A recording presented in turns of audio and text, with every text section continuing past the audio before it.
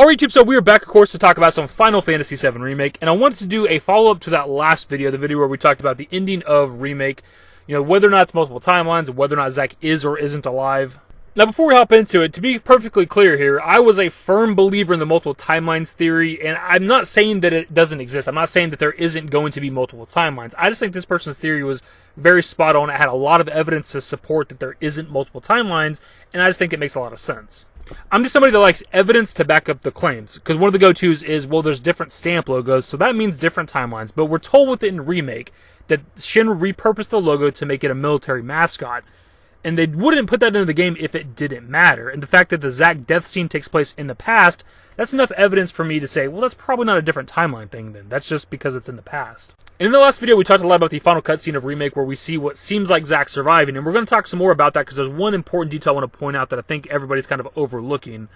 When it comes to Remake, the attention to detail and the fan service are top-notch, and I think every frame of that final cutscene, especially with the Zack scenes, matters. And there's a reason why he's fighting the guys during the daytime, which is something that we actually see in Crisis Core, and there's a reason that it shows like the clouds rolling in, it becoming overcast and start raining, because that's moments before Zack actually dies.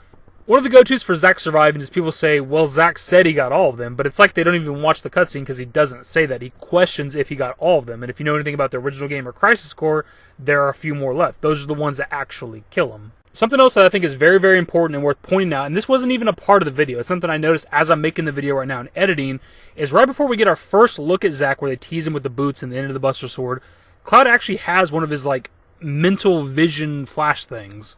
Destiny comes.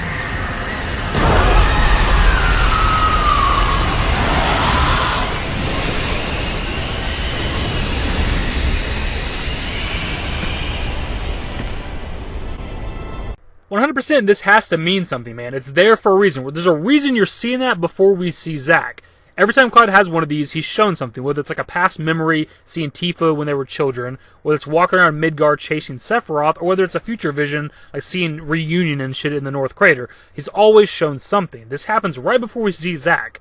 Again, this wasn't even a part of the video. The first thing that comes to mind for me is, what if we're not even seeing anything that affects us at all? What if Cloud's just being shown that? What if Cloud's just being shown that memory? Cloud was there for that. He's drifting in and out of consciousness, but he was there for that Zack fight and everything, and Zack's death, obviously. That may not even be important to us at all.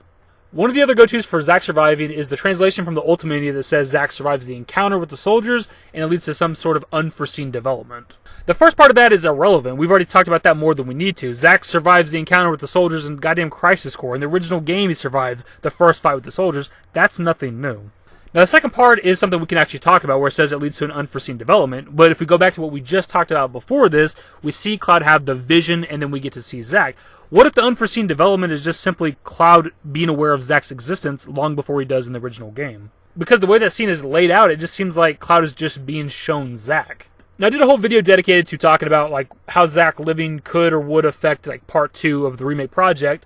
And one of the major points in that video that I kind of talked about was, what doesn't make sense to me is, okay, if there are multiple timelines, okay, Zack survives in World 1, the Remake takes place in World 2. How does Zack surviving in World 1, Timeline 1, how does that even affect us at all? Why would that matter? How would that have any bearing on us? Now, in that video, I also mentioned that the only way it really matters is if we hop to the timeline in which Zack survived, and people were commenting on the video saying, well, no, we didn't hop timelines, we're still in the same timeline. We didn't do that. It's like, okay, then if we're not in the timeline where Zack survived, then what's the point of him surviving at all? Why would we be shown that? Why would that matter at all if it doesn't have an effect on our story?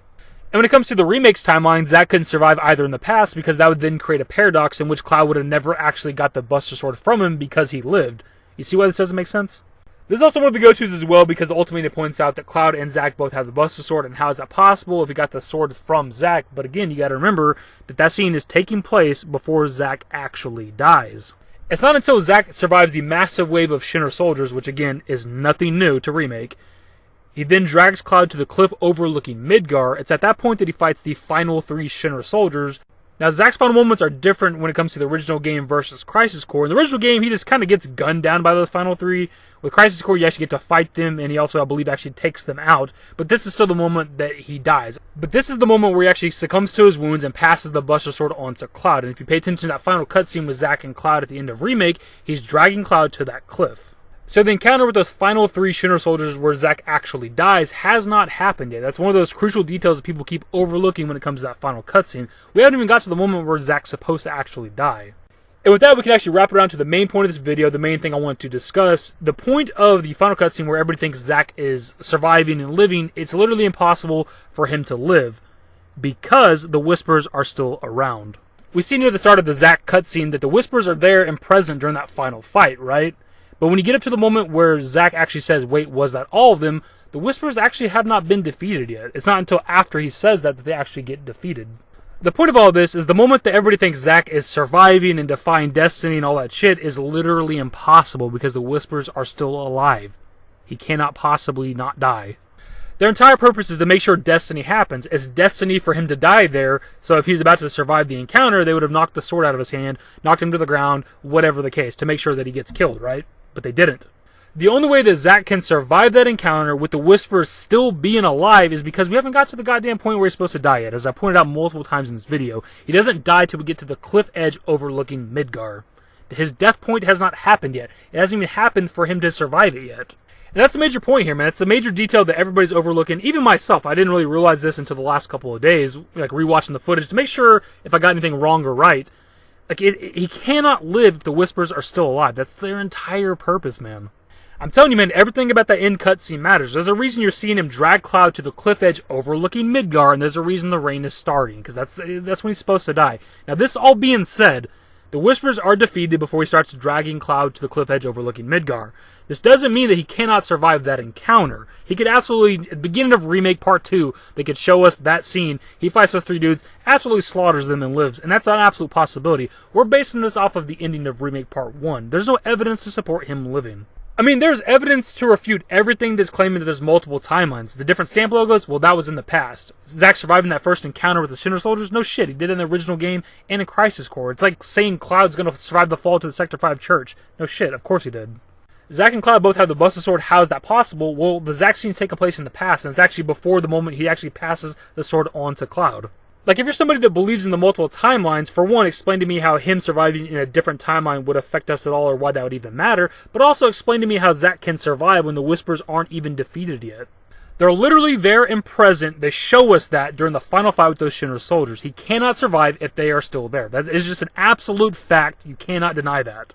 Now again, to reiterate, going forward, he could survive. He could kill those last 3 Shinra soldiers and go on to live. And I just don't think they're going to go that route. It's too convoluted. If he survives in our timeline, there's a paradox with the Buster Sword. It doesn't make any sense. We hop to his timeline, there's doubles of certain characters. How are they going to handle that? Or if he survives in a completely different timeline that doesn't affect us at all, why show it? What does it matter?